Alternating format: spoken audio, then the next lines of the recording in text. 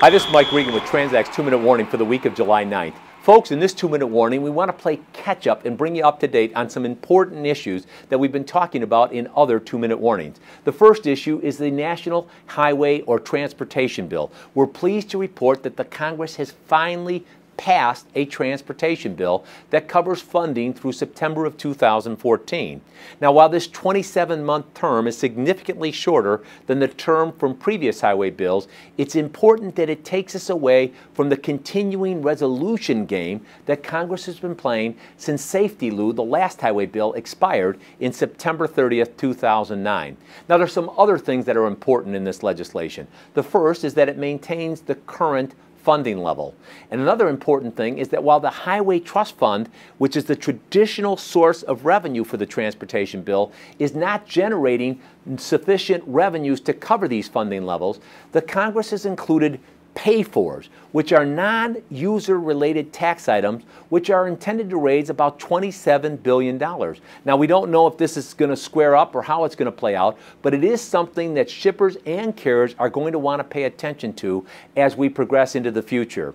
The other thing that this legislation calls for is the use of electronic onboard recorders. Now, this is a controversial provision in that the American Trucking Association is all for it, while the owner-operators are against it.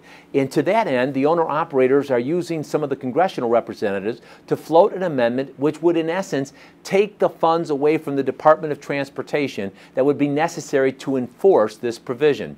So we're going to want to pay attention, like I said, and see how this plays out. The second thing we want to bring to your attention is the economy. Now, we've talked about this in other 2-minute warnings and how it might impact carrier rate increases. Well, the Institute of Supply Chain Management released a report this week which showed that factory orders plunged and consumer confidence level is below the magic 50% level. Now, what this means for shippers is that we expect the carriers to be a lot more willing to negotiate favorable rates when you head into your contract negotiations. Now, a third and final thing we want to bring to your attention is that the ILA Port Negotiations on the East Coast, we're pleased to report that there's been some positive progress. Now, in a previous 2-minute warning, we highlighted that there was a risk that if they didn't come to a contract later on this year, that there was a threat of a strike in late September or October at our East Coast ports. We're pleased to say that the negotiations appear to be moving along, and we may well avert a strike, but we're going to want to pay attention to that.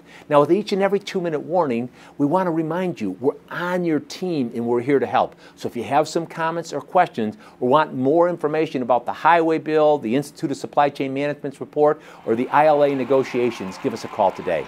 Thanks for your time.